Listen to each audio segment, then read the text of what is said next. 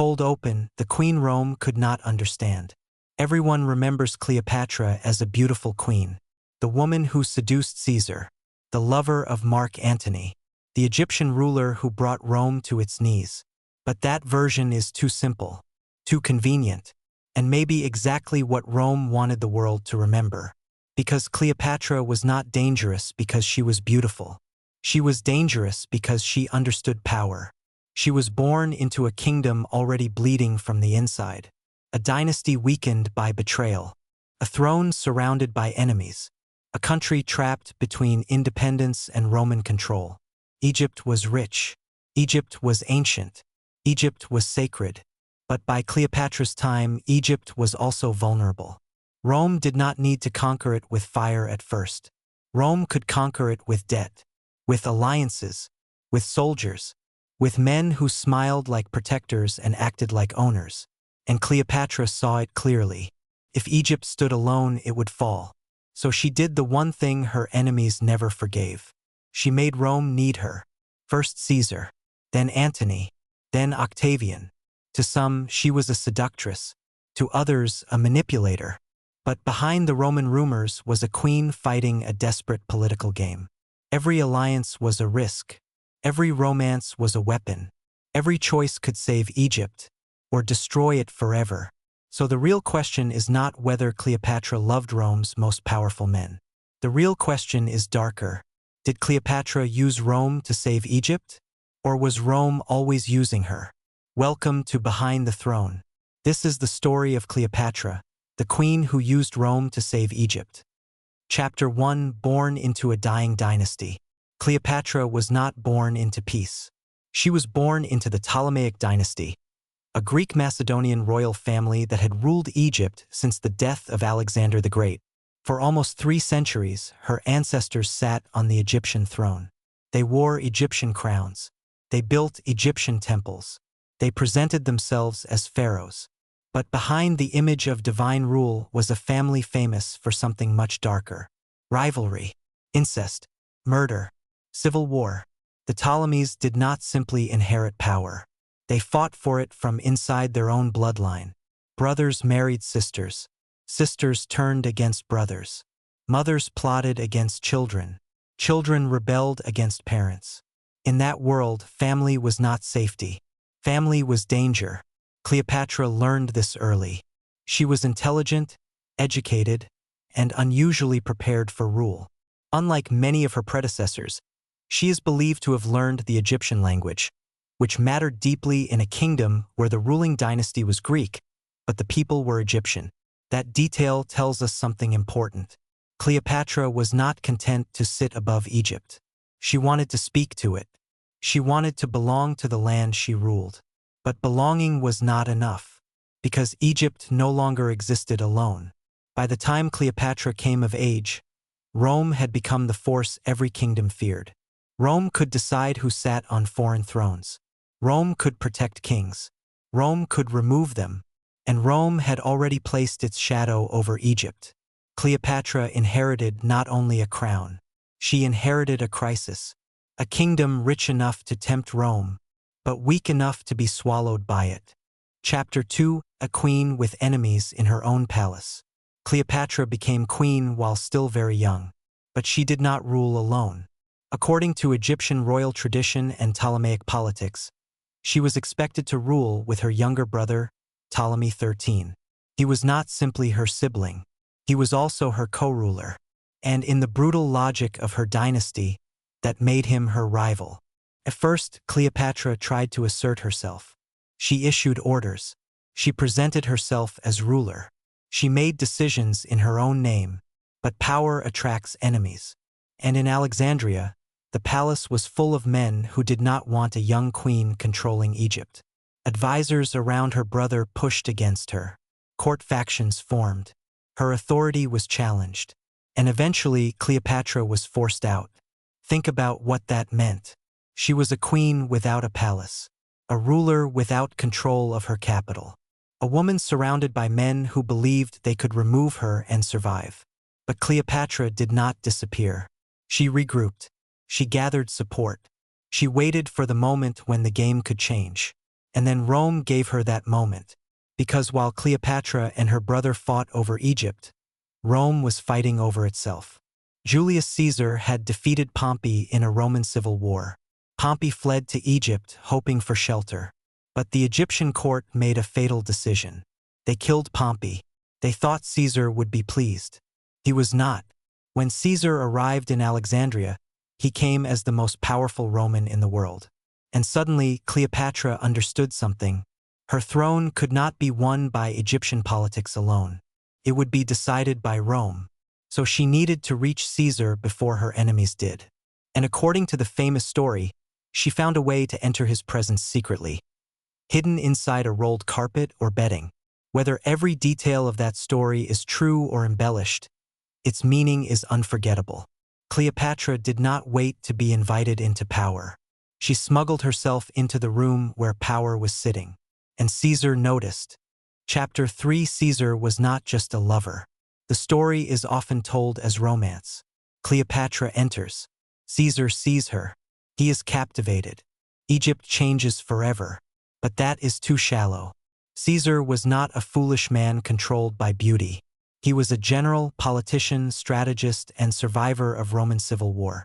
If Caesar supported Cleopatra, it was not only because he desired her. It was because she was useful, and Cleopatra knew it. She could offer Egypt's wealth, Egypt's grain, Egypt's loyalty, a stable ally in the eastern Mediterranean. For Caesar, Cleopatra was a way to control Egypt without immediately turning it into a Roman province. For Cleopatra, Caesar was a way back to the throne. Their relationship may have become personal, but it was political from the beginning. That is what makes Cleopatra so fascinating. She understood that in a world ruled by men, emotion could open the door, but strategy decided what happened after. With Caesar's support, Cleopatra regained power. Her brother Ptolemy XIII was defeated and died during the conflict. Cleopatra remained queen, but now everyone knew the truth. Her crown was tied to Rome. That made her stronger and more vulnerable, because the same Roman power that restored her throne could one day destroy it. Cleopatra gave birth to a son, Caesarion, a child she presented as Caesar's son. This was not only a personal matter. It was dynastic. A son connected to Caesar could strengthen Cleopatra's position. He could symbolize a future where Egypt and Rome were linked through blood. But in Rome, blood could be dangerous. Very dangerous, because Caesar already had enemies. And they were watching. Chapter 4. The Queen Who Walked into Rome. Cleopatra eventually came to Rome. Imagine the shock. An Egyptian queen living near the center of Roman power. Foreign, rich, educated, confident, connected to Caesar. Mother of a child believed to be his son. To some Romans, Cleopatra must have seemed fascinating. To others, terrifying. Rome liked foreign wealth. It liked foreign gods when they could be displayed. It liked foreign queens when they were defeated and paraded. But Cleopatra was not defeated. She was present, visible, close to Caesar. And Caesar was becoming more powerful than Rome's traditions could tolerate. He had defeated rivals, accepted extraordinary honors, held power that looked too much like monarchy. To Romans who hated kings, that was unacceptable. And Cleopatra became part of that fear, not because she controlled Caesar like a puppet, but because she represented everything Rome claimed to reject. Eastern luxury, royal power, a divine queen, possible dynasty. Then, in 44 BC, Caesar was assassinated. The knives that killed him did not only end a man's life. They shattered Cleopatra's political world. Suddenly, her greatest Roman protector was gone. Rome was unstable again. Her son's future was uncertain. Her position was dangerous. Cleopatra left Rome and returned to Egypt. But she did not return as the same woman. She had seen Rome from the inside. She had seen how powerful it was, and how fragile. She had seen that even the strongest man in Rome could bleed on a Senate floor. And she understood the lesson.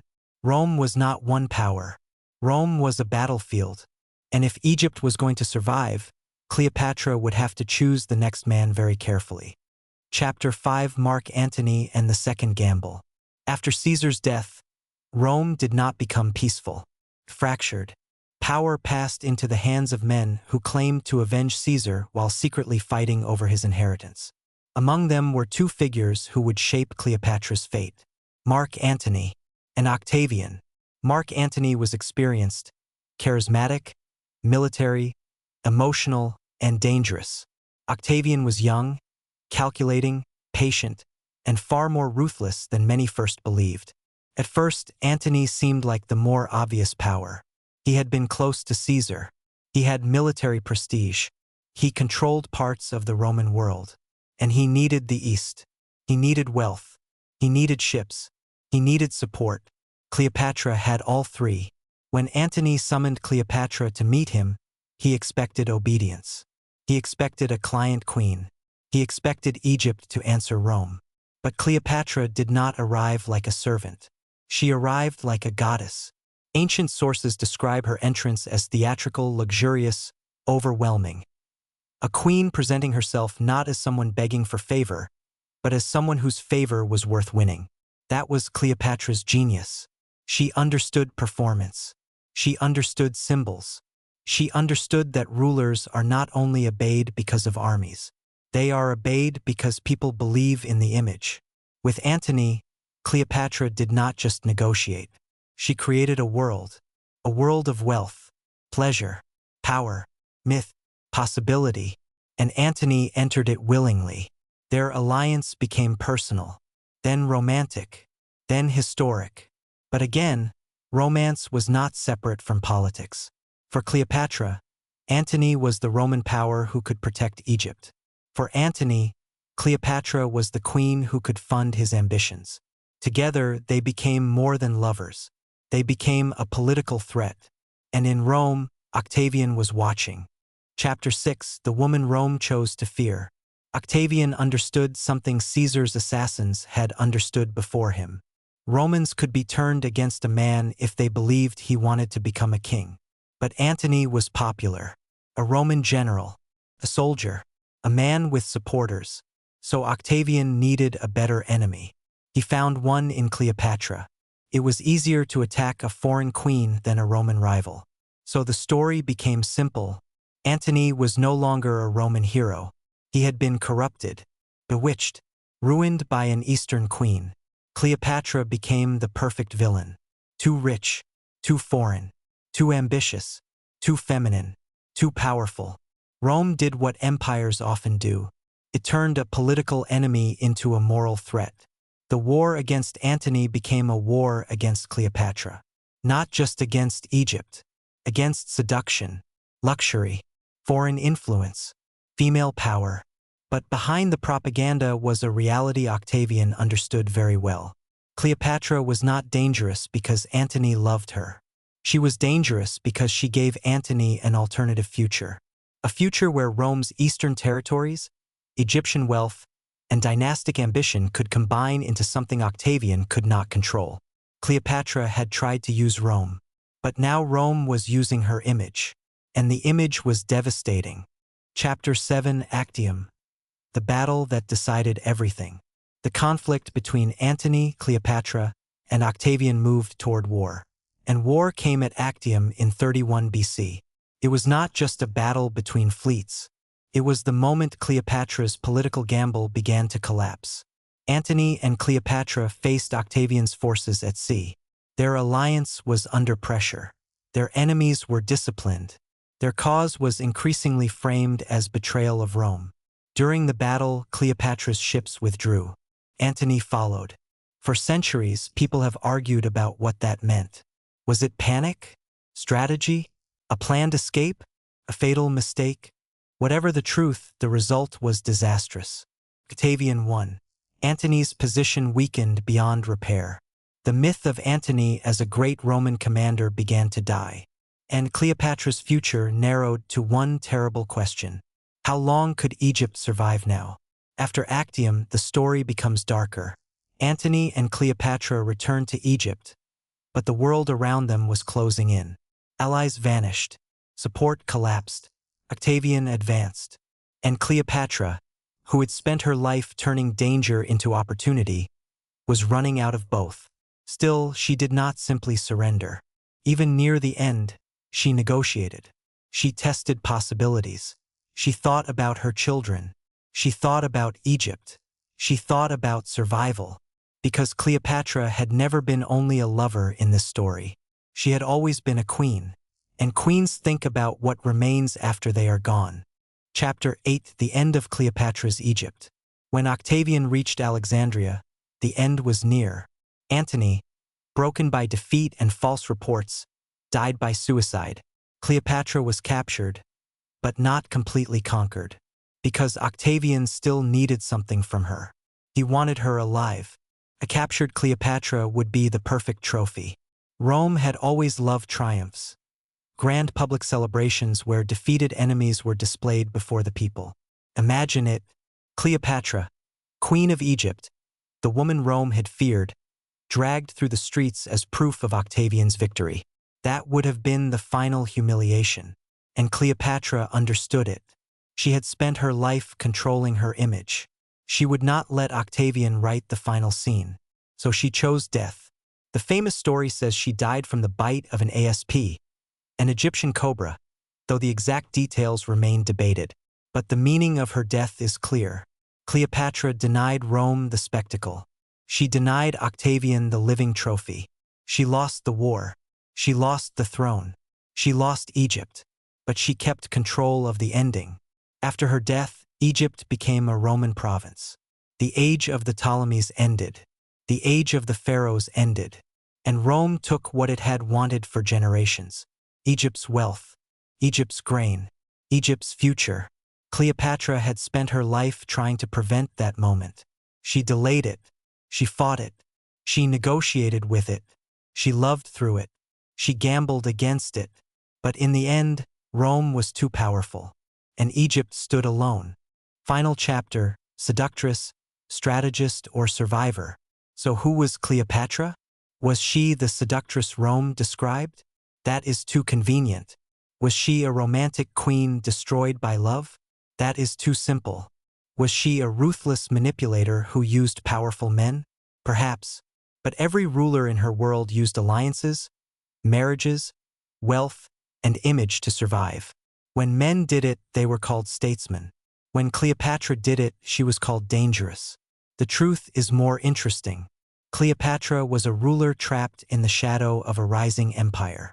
She did not have Rome's armies, so she used diplomacy. She did not have Rome's Senate, so she used performance. She did not have Rome's military machine, so she used access to the men who controlled it.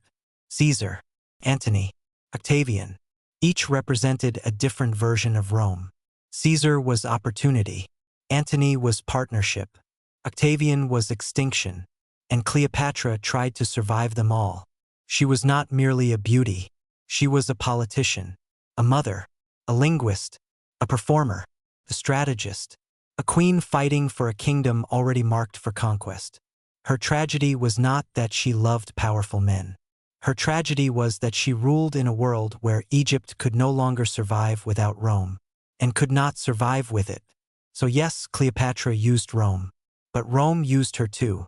It used her wealth, her image, her relationships, her defeat, and after her death, Rome turned her into a warning. A story about what happens when men fall for dangerous women. But behind that warning is another story. The story of a queen who saw the empire coming and tried to bargain with history itself. Because behind every throne lies a story history never dared to tell. And Cleopatra's story was never just about beauty. It was about power. If you enjoyed this story, subscribe to Behind the Throne, where history's greatest rulers reveal their darkest secrets. Next, we uncover the story of another woman underestimated by history, Kozum Sultan, the woman who ruled the Ottoman Empire from the shadows.